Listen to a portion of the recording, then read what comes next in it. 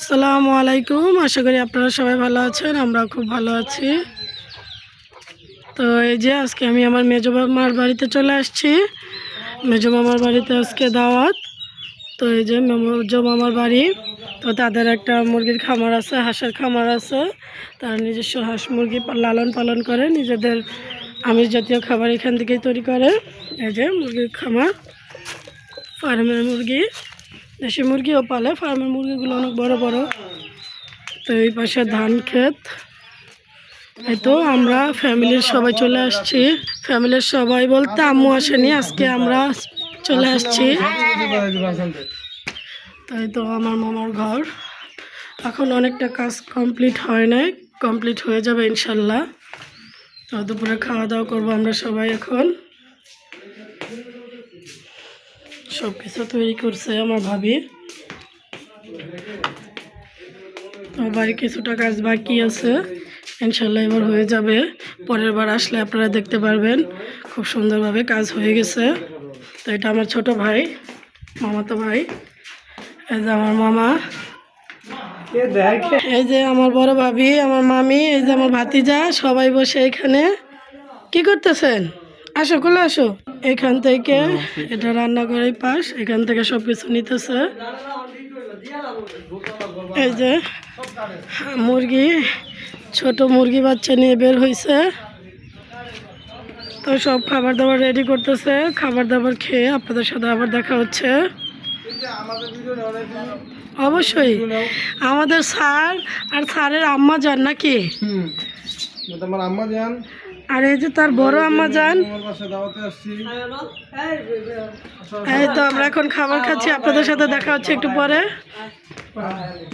খাওয়া দাওয়া শেষ, আমরা এখন যাচ্ছি আমার বড় মামার বাড়ি। তো এই দেখেন এখানে তেঁতুল গাছ, কিন্তু প্রচুর তেঁতুল হয়েছে, কিন্তু তেঁতুল এখনও কাঁচা। কাঁচা তেঁতুল খেয়ে কোনো মজা পাওয়া যায় না। তারপরে দেখি, চেষ্টা করব কিছু তেঁতুল নিয়ে যাওয়ার জন্য। এই যে পুকুর ভরা মাছ কিন্তু আছে।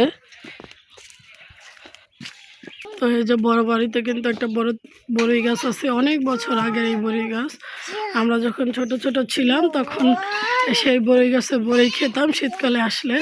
এখনও প্রচুর বড়ই ধরে, কিন্তু বড়ের সাইজটা খুবই ছোট ছোট। এই তো পিছনের রাস্তা দিয়ে যাচ্ছি। হ্যাঁ, তো আমার বড় মামার বাড়িতে চলে আসছি।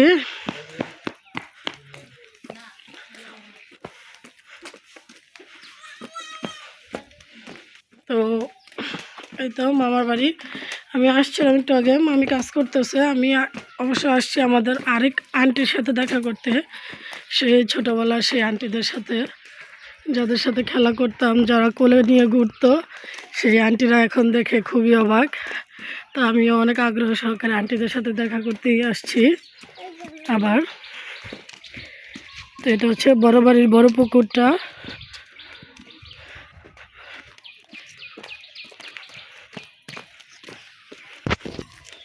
তো ওই যে রাস্তায় আন্টি তাদের অন্য আত্মীয় স্বজনদের বিদায় জানাচ্ছে, তাদের সাথে এখন দেখা করতে আসলো। কেমন আছেন আন্টি? ভালো ভালো আছো?